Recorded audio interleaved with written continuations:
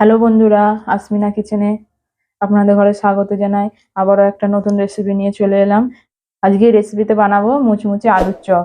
আলুর চপ বানানোর জন্য আমি এই কাপের 2 কাপ বেসন নিয়ে নেব। প্রথমে আমি বেসনের ব্যাটারটাকে বানিয়ে নেব। 2 কাপ বেসন নিয়ে নিলাম। আমি চপটা কি করে বানাই আপনারা পুরো ভিডিওটা দেখতে থাকুন। 2 কাপ বেসনের উপর আমি দিয়ে দেব 2 চামচ কর্নফ্লাওয়ার। কর্নফ্লাওয়ার দিলে চপটা একটু মুচমুচে হবে।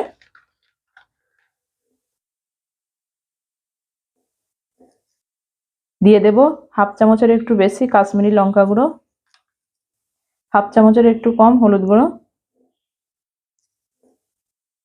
দিয়ে দেবো অল্প পরিমাণে খাবার সোডা, স্বাদ মতো নুন দিয়ে নেব,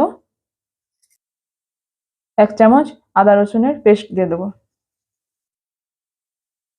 সবকিছু মশলা বেসনের সাথে একটু আগে মিক্সড করে নেব শুকনোয়।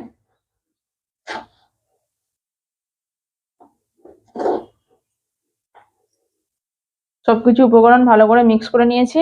এবার অল্প অল্প পানি দিয়ে বেসনটাকে মাখিয়ে নেব।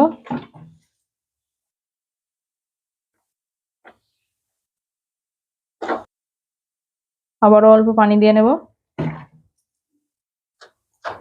এইভাবে অল্প অল্প পানি দিয়ে বেসনটাকে ভালো করে মিক্স করে নেব।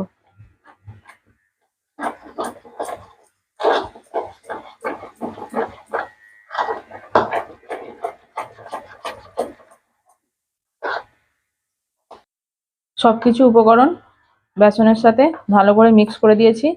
পানি দিয়ে আমি এইরকম ভাবে বেসনের ব্যাটারটাকে বানিয়ে নিয়েছি। খুব মোটাও নেই, খুব পাতলাও নেই, মিডিয়াম ভাবে বানিয়ে নিয়েছি।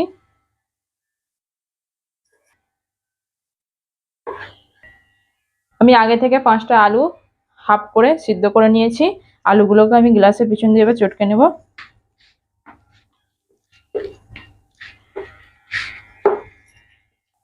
আলুগুলো আমি খুব ভালো করে চটকে নিয়েছি। এবার আমি আলুর মশলাটাকে বানিয়ে নেব। আলুর মশলা বানানোর জন্য আমি চুলোয় একটা কড়া বসিয়ে দিয়েছি। কড়াইটা ভালো করে গরম হয়ে গেছে। কড়াইয়ে দিয়ে দেব সরষের তেল 3 চামচ। তেলটাকে ভালো করে গরম করে নেব। তেল গরম হয়ে গেছে, তেলের উপর দিয়ে দেব কেটে রাখা পেঁয়াজ। আগে থেকে আমি 2টো মিডিয়াম সাইজের পেঁয়াজ ছোট ছোট করে কেটে নিয়েছি। তেলের উপর দিয়ে দেব। পেঁয়াজটাকে মিডিয়াম ফ্লেমে হালকা একটু লাল করে নেব। পেঁয়াজটা হালকা লাল হয়ে গেছে। পেঁয়াজের উপর দিয়ে দেব 1 চামচের একটু কম আদা রসুন বাটা। আদা রসুনটাকে একটু নাড়াচাড়া করে নেব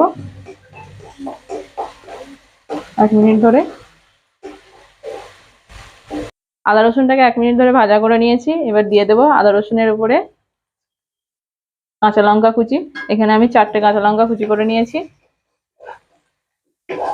কাঁচা লঙ্কাটা দিয়ে আবার একটু নাড়াচাড়া করে ভাজা ভাজা করে নেব 1-2 মিনিট ধরে মিডিয়াম ফ্লেমে। কাঁচা লঙ্কা দিয়ে আমি একটু নাড়াচাড়া করে নিয়েছি। এবার সব রকমের মশলা দিয়ে নেব। দিয়ে দেবো হলুদ গুঁড়ো হাফ চামচের একটু কম, অল্প পরিমাণে ধনে গুঁড়ো, দিয়ে দেবো হাফ চামচ কাশ্মীরি লঙ্কা গুঁড়ো। দিয়ে সবকিছু একটু নাড়াচাড়া করে নেব সবকিছু মশলা। দিয়ে দেবো অল্প পরিমাণে চাট মশলা। দিয়ে দেবো 1 চামচ ভাজা মশলা। ভাজা মশলা বলতে আমি এখানে শুকনো কড়াই জিরে, ধনে, শুকনো লঙ্কা একসাথে ভেজে পেস্ট করে নিয়েছি। দিয়ে দেবো হাফ চামচ নুন। বেসনের ব্যাটারটা গোলার সময় আমি নুন দিয়েছিলাম, তাই অল্প পরিমাণে নুন দিলাম। আর দিয়ে দেবো হাফ চামচের একটু কম গরম মশলা। এখানে আমি সানরাইসের গরম মশলা ব্যবহার করেছি।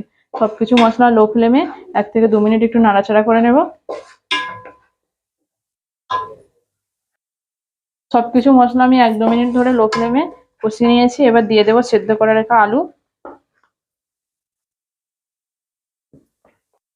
আলুটা দিয়ে আমি সবকিছু মশলার সাথে ভালো করে মিক্স করে দেব। সবকিছু মশলার সাথে আলুটাকে এইভাবে মিক্স করে নেব। আলুটা সবকিছু মশলার সাথে ভালো করে মিক্স করে নিয়েছি। দেখতেই পাচ্ছেন কড়াই থেকে আলুটা ছেড়ে যাচ্ছে, তার মানে রেডি হয়ে গেছে আলুর মশলাটা। এবার আমি এটাকে নামিয়ে নেব। 3-4 মিনিট ধরে এইভাবে মাখিয়ে নিয়েছি। আলুটাকে একটা প্লেটে একটু ঠান্ডা করতে দিয়েছি। আলুটা ঠান্ডা হয়ে গেছে, এবার আমি চপের আকারে বানিয়ে নেব। এইরকম চপের আকারে বানিয়ে নিয়েছি। একটা প্লেটে আমি অল্প করে বেসন ছড়িয়ে দিয়েছি। এই বেসনের উপর আমি চপগুলো বানিয়ে রাখবো, যাতে না নিচে থেকে লেপটে যায়, ওই জন্য বেসন ছড়িয়ে দিয়েছি। একই পদ্ধতিতে আমি সবকটা চপ বানিয়ে নেব। চপের আকারে আমি বানিয়ে নিয়েছি, এবার এগুলোকে ভেজে নেব। এদিকে আমি গ্যাসের ওপর কড়া বসছে, তেলটাকে ভালো করে গরম করে নিয়েছি। এবার একটা একটা করে চপগুলো দিয়ে ভেজে নেব। আমি এইভাবে একটা চামচের উপর তুলে চপগুলোকে এইভাবে ছেড়ে দেব। আপনারা চাইলে হাতে করেও দিতে পারেন। আমি একসাথে 5-6টা চপ দিয়ে দিয়েছি, দিয়ে লাল লাল করে ভেজে নেব। এরকম লাল লাল করে আমি চপগুলোকে ভেজে নেব। এই চপগুলো আমার ভাজা হয়ে গেছে, এবার তুলে নেব। একই পদ্ধতিতে আমি সবকটা চপ ভেজে নেব, বাকি যে চপগুলো আছে।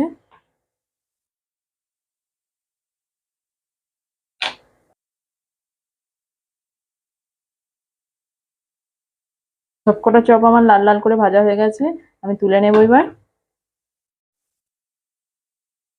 মুচমুচে লাল লাল চপ রেডি হয়ে গেছে। এরকম চপ বিকেলে চায়ের সাথে বা মুড়ির সাথে খুবই ভালো লাগে খেতে। আমার আজকের রেসিপি যদি আপনাদের ভালো লেগে থাকে তাহলে প্লিজ লাইক, কমেন্ট, শেয়ার করে দেবেন। নতুন বন্ধুরা চ্যানেলটিকে প্লিজ সাবস্ক্রাইব করে দেবেন। আবারও দেখা হবে নতুন ভিডিওতে নতুন রেসিপি নিয়ে।